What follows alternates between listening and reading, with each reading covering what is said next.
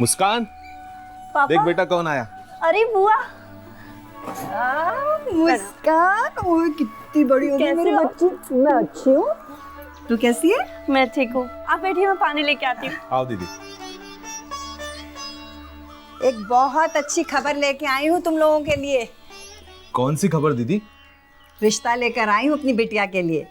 ये देखो, लड़का बैंक में नौकरी करता है और सबसे अच्छी बात ये है कि उन्हें भी हमारी मुस्कान बहुत पसंद है। पर दीदी, अभी तो मुस्कान आगे पढ़ना चाहती है, आगे बढ़ना चाहती है। और आप तो जानती हैं, बचपन में उसने अपनी माँ को खो दिया था। तभी मैंने सोच लिया था कि मुस्कान का हर सपना पूरा करूंगा, उसे एक अच्छी जिंदगी दूंगा। दीदी, पढ़ने लिखने से किसी को मिली है अच्छी जिंदगी? अरे लड़का अच्छा कमाता है, हर महीने उसे तनख्वाह मिलती है, इससे मिलेगी इसे अच्छी जिंदगी। पर बुआ, शादी के बाद मेरा क्या होगा? मुझे भी तो अपनी एक पहचान बनानी है। आजकल की पीढ़ी ना सिर्फ अपने बारे में ही सोचती है। चल, तूने तो अपने बारे में सोच ली, ठीक है, पर अपने इस बाप के बारे में तो सोच। ये तुझे इतना पढ़ाएगा लिखाएगा कैसे? अब खेती में तो पहले से आमदनी कम होती जा रही है, बचा कुचा एक खेत है, ऊपर से इसकी उम्र भी हो रही है। अब इतनी कम कमाई और ऊपर से तेरी पढ़ाई लिखाई का खर्चा कैसे होगा? ये सब समय बदल रहा है, जरूरतें बढ़ रही हैं, पर बढ़ती जरूरतों के अनुसार हमारी आमदनी नहीं बढ़ रही है। देश के सभी प्रदेशों में एक कृषक परिवार की सालाना आमदनी आज भी बेहद कम है। कृषि क्षेत्र को कई समस्याओं का सामना करना पड़ता है, जैसे फसलों की कम पैदावार, बाजार में सही दाम ना मिलना, अनियमित मौसम और खेती की लागत में बढ़ते खर्चे।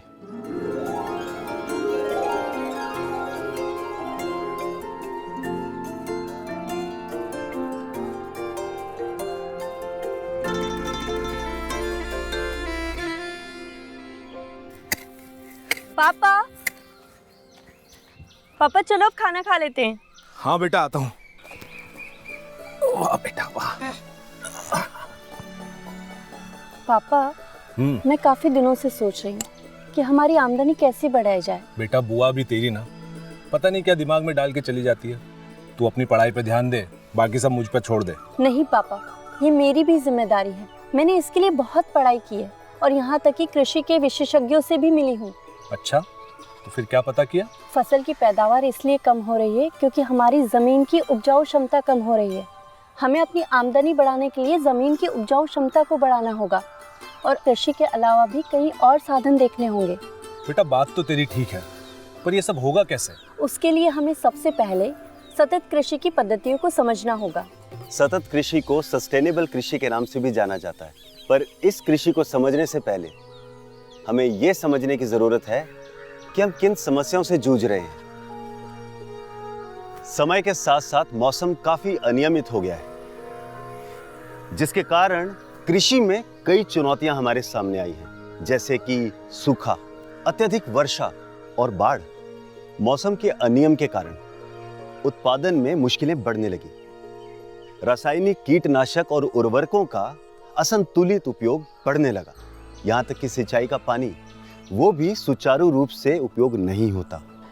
फलस्वरूप मिट्टी की उपयोग क्षमता लगातार कम हो रही है। वहीं दूसरी ओर आज का ग्राहक पहले से ज्यादा जागरूक है, जिसे पहले से बेहतर और गुणकारी खाद्य पदार्थ चाहिए। वहीं साथ साथ बढ़ती आबादी की जरूरतें भी बढ़ती जा रही है, जिसके लिए हमें चाहिए खाद्य उत्पादन में वृद्धि। इस फूड सिक्योरिटी और अच्छे उत्पादन की समस्या के निवारण का बस एक उपाय है, सस्टेनेबल कृषि। सस्टेनेबल फार्मिंग बहुत ही इम्पॉर्टेंट प्रायोरिटी है हमारे किसान भाइयों के लिए, जिससे ना सिर्फ वो अपना प्रॉफिट बढ़ा पाएंगे, लेकिन अपने उत्पादन को भी ग्रो कर सकेंगे और ये वर्षों तक चलते रहेगा। वो बहुत इम्पॉर्टेंट है कि ये बिज़नेस सिर्फ 1-2 वर्ष के लिए नहीं, बट ये इनका ग्रो होए अगले 25, 30, 50 वर्षों तक भी।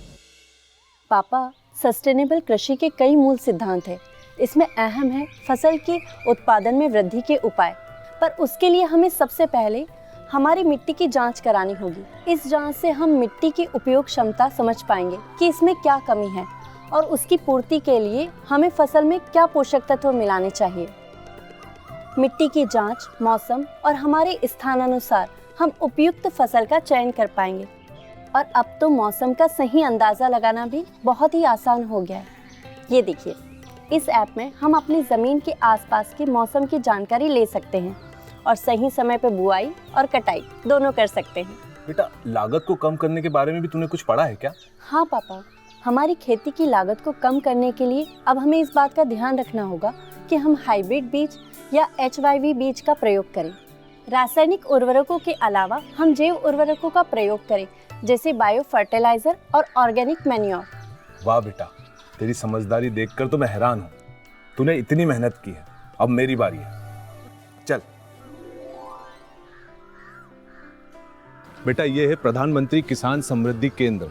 यहाँ पर हम पानी और मिट्टी की जांच भी करवा सकते हैं। बेटा, यहाँ हमें उच्च गुणवत्ता वाले बीज, उर्वरक और फसल सुरक्षा के अन्य उत्पाद और खेती से जुड़ी अन्य तकनीकी जानकारियाँ एवं अन्य सुविधाएं मिल सकती हैं। क्या आपको पता है कि 1 टन अनाज उपजाने के लिए हम चाइना और ब्राजील जैसे देशों के मुकाबले 2 से 3 गुना ज्यादा पानी इस्तेमाल करते हैं। इसीलिए हमें सिंचाई के आधुनिक उपाय जैसे ड्रिप सिंचाई और स्प्रिंकलर सिंचाई को अपनाना होगा। साथ ही साथ आधुनिक उपकरणों का प्रयोग और कीटनाशकों का उचित मात्रा में उपयोग करना बहुत लाभकारी सिद्ध हो सकता है। फसलों को कुछ खास कीटों और बीमारियों से रक्षा के लिए हमें बायोपेस्टिसाइड्स, फंगिसाइड्स और फेरोमोन ट्रैप्स आदि का इस्तेमाल करना चाहिए। सस्टेनेबल कृषि का एक और अहम सिद्धांत है मिश्रित खेती, जिसमें हम एक खेत में एक से ज्यादा फसल का लाभ ले सकते हैं, जैसे चीकू के साथ हल्दी की खेती, आम के साथ धान की खेती, नारियल के साथ सूरन और हल्दी की खेती, कपास के साथ अरंडी की खेती। बेमौसम बरसात, आंधी, गर्मी और कीटों से फसलों को बहुत नुकसान होता है। ऐसे में मौसम की मार से बचकर संरक्षित खेती एक बहुत ही कारगर विधि है। इसमें हम एक नियंत्रित वातावरण में फूलों और सब्जियों की ड्रिप सिंचाई और जल संरक्षण तकनीकों से खेती कर सकते हैं। इतने प्रयासों के बाद भी हम पर कोई विपदा आ सकती है और हमारी फसलों को नुकसान पहुंचा सकती है। ऐसी विपरीत परिस्थितियों से अपने को सुरक्षित करने के लिए सरकार ने प्रधानमंत्री फसल बीमा योजना बनाई है और इस बीमा योजना का लाभ हम सभी किसान भाइयों को अवश्य लेना चाहिए। पापा, आप सभी लोग इतने परेशान क्यों दिख रहे हैं? बेटा, हमें इस बात की चिंता हो रही है कि जब अच्छी फसल होगी तो हम अपनी पैदावार को अच्छे दामों पर बेच पाएंगे। इसका भी उपाय है। हम सभी एक साथ मिलकर किसान उत्पादक संगठन का हिस्सा बन सकते हैं और हम जैसे छोटे और सीमांत किसानों को अपनी उपज का बाजार में एक सही दाम मिल पाएगा। ये है ई-नाम। ये एक ऑनलाइन बाजार है जहां हम बिचौलियों से बचकर सीधा खरीदार को हमारी फसल बेच सकते हैं। ई-नाम एक pan India electronic trading portal है और फिर ये एक यूनिफाइड नेशनल मार्केट प्रोवाइड करता है और small farmers agri business consortium इसका लीड इम्प्लीमेंटिंग सेंटर है। ये एक सिंगल विंडो सिस्टम है और APMCs की जितनी भी जानकारी चाहिए या उनकी जितनी भी एक्टिविटीज़ हैं वो सब ई-नाम के थ्रू लिंक्ड हैं। इससे क्या होता है कि इससे ट्रांसपेरेंसी बढ़ती है, किसानों को पेमेंट जल्दी मिलता है और उनको एक बड़ा मार्केट मिलता है। बाजार में अच्छे दाम पाने के लिए ये भी जरूरी है कि हम अपनी पैदावार की उचित रक्षा कर पाए, जिससे हमें उसकी सही कीमत मिले। और इसके लिए आवश्यकता है अच्छे गोदामों की, फूल और सब्जियों को पकाने के लिए राइपनिंग चेम्बर्स, फल और सब्जियों को प्रोसेस करने की सुविधा और कोल्ड सप्लाई चेन की।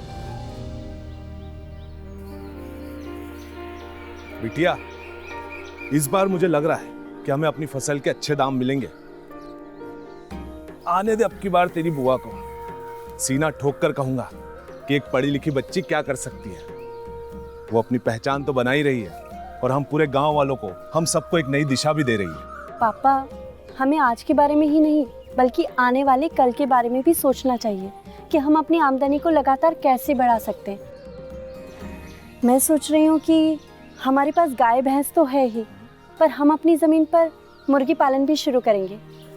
पर इसमें तो काफी खर्चा हो जाएगा। मैंने उसके लिए पता किया है कि सरकार ना इसके लिए भी सब्सिडी देती है। हमें बस थोड़ी सी हिम्मत रखनी होगी। मुस्कान ने बिल्कुल सही कहा कि अगर हम हिम्मत करें तो अपनी आमदनी को बढ़ाने के हम कई और उपाय ढूंढ सकते हैं। अब इनमें से एक उपाय है एकीकृत कृषि। उदाहरण के तौर पर धान की खेती से निकला हुआ भूसा मशरूम की खेती के लिए लाभकारी है, या फिर उसे डेयरी उद्योग में गाय भैंस के चारे के रूप में भी इस्तेमाल किया जा सकता है। पशुपालन एक कृषि से जुड़ी हुई ब्रांच है, बट इससे आप कई चीज़ें कर सकते हैं। एक तो आप डेयरी फार्मिंग कर सकते हैं, जिससे कि आप अपना दूध की आमदनी हो सकती है। साथ ही साथ जो उससे गोबर निकलता है उससे आप गोबर गैस प्लांट लगा सकते हैं, और गोबर गैस प्लांट से जो गोबर निकलता है वो आप खेतों में डालकर ऑर्गेनिक मैन्योर की तरह ज़मीन की जो स्वास्थ्य है उसको भी बढ़ा सकते हैं। तो एक ही चीज़ से आपने देखा कि 3 लाभ हो सकते हैं। हमारे किसान भाई की आमदनी भी बढ़ती है और साथ साथ उसकी जो लागत है वो भी कम होती है।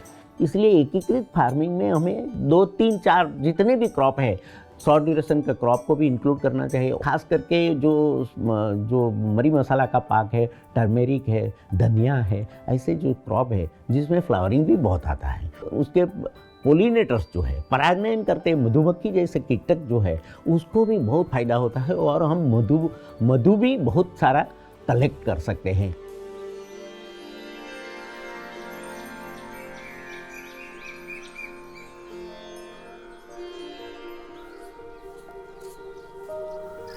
मुस्कान, मुस्कान बेटा।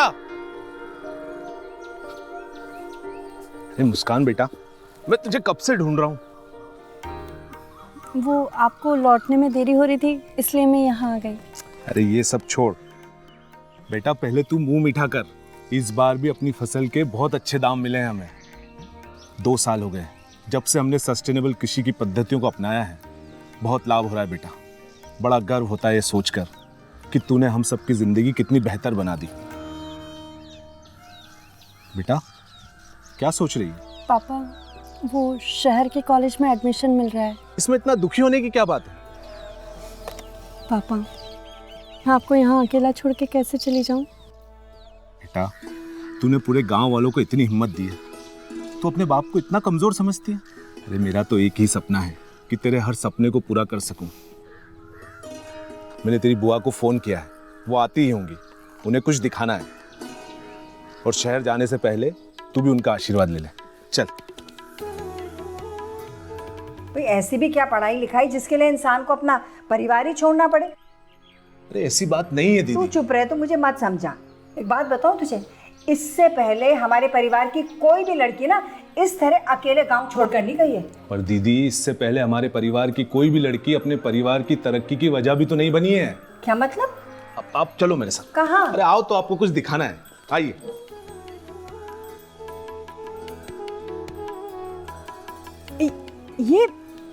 ये तेरा है? हाँ दीदी, ये आपके भाई का ही है। बाबूजी का सपना था ना कि हमारा एक ट्रैक्टर हो, तो दीदी बचत ही नहीं हो पाती थी। पर पिछले 2 सालों से अच्छी फसल हो रही है, अच्छी बचत हो रही है। आज हम सबकी तरक्की का कारण हमारी मुस्कान है। लगता है मैंने समझने में गलती कर दी।